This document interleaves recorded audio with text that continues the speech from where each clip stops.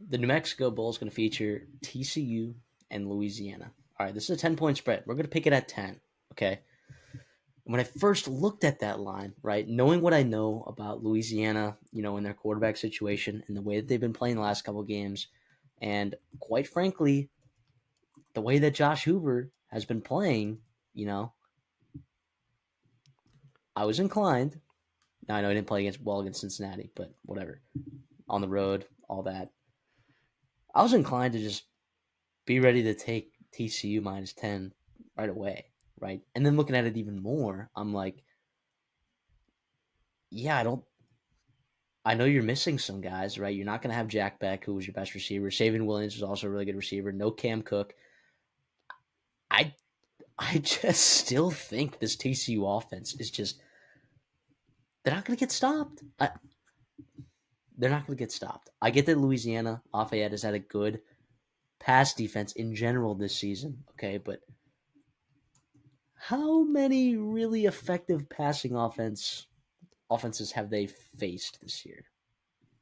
Really, like Well, dive like into it. Like Texas State, yeah, pretty good. App State sometimes, right? Wake Forest was able to move the ball very effectively with Hank Bachmeier at quarterback, especially late in that game. I Tulane too, right, with Mensah. what, but But actually, he didn't even are throw the they? ball well in that game. It Yeah, was just some are they? Hughes. But are they very proficient throwing the ball? Like Mensa was a good quarterback, right? But I think his value comes in like his athletic ability and also his decision making for how young he was, his eligibility. I think that's where his value comes in. I just don't think like South Alabama was probably like what South Alabama and Texas State were the most effective passing offenses that they faced all year. Like they have not faced something like this. Like TCU's like even without Jack Beck and Savion Williams, like they're going to be throwing the football all over the yard. And I like Josh Hoover a lot.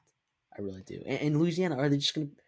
I know that this TCU defense has not been very good this year, but are they going to be able to keep up? I say no. I say no with the situation that they have a quarterback, Listen, yeah, I'm with you here.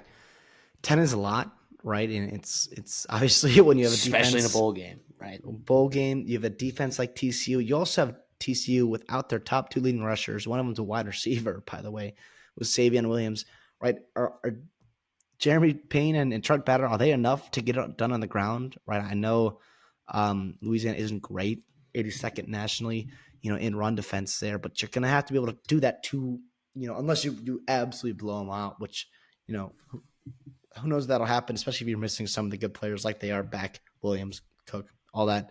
But yeah, like you said, I think Hoover's the best quarterback they've seen. I think Hoover's the best passing attack they've seen all year. It could be a different caliber of attack coming after them. That could get really interesting. You still have JP Richardson. You still have Eric McAllister that are there, right? I also think, too, TCU, right, defensively, you still give quarterback. Daniel Bale was not very good.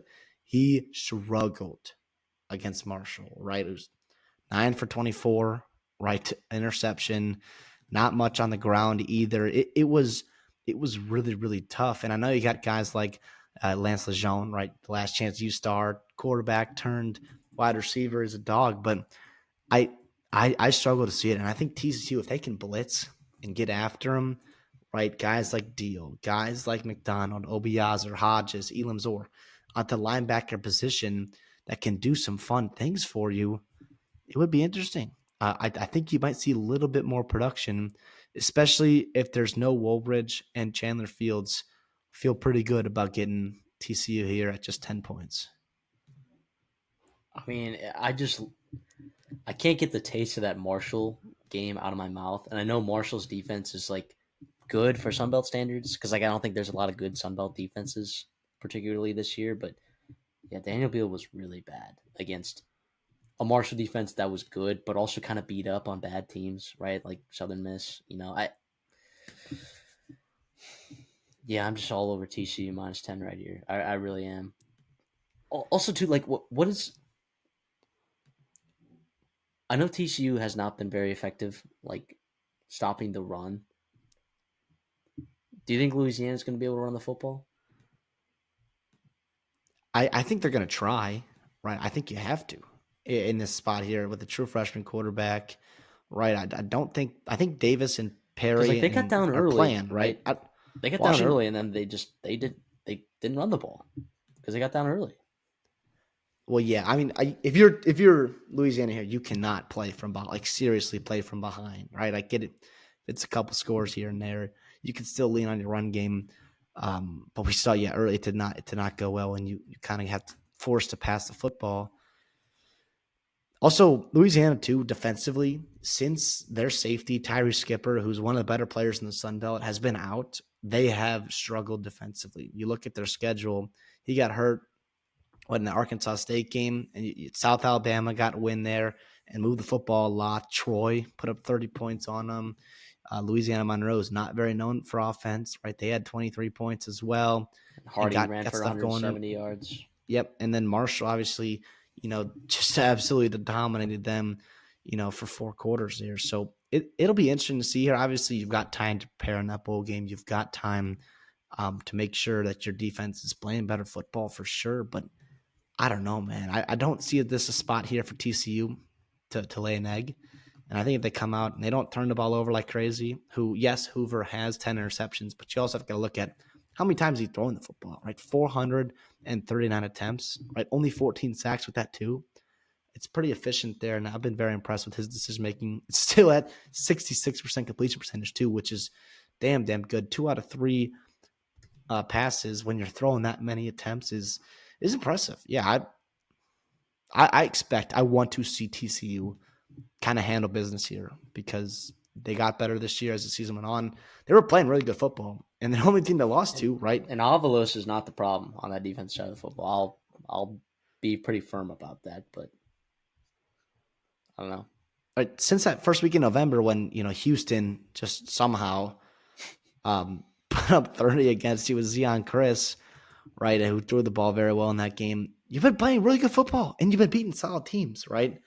Texas Tech, Eh, I think Cincinnati's well, yeah, Cincinnati's better than people think they are. And also, your only yeah. loss was the last second field goal to Baylor, who's one of the hottest teams in the country right now. So I don't know. I think this TCU spot here, it should be good here for them. And it sucks for Louisiana because they had such a good year. They played so well for so long.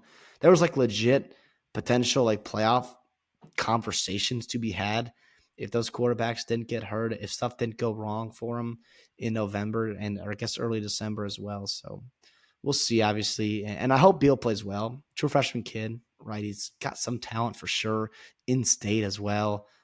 But I just think it's going to be a tough when you have a significant quarterback advantage in this game. A lot has to make up for it, and a lot has to happen and go right for Louisiana. And I don't see it happening.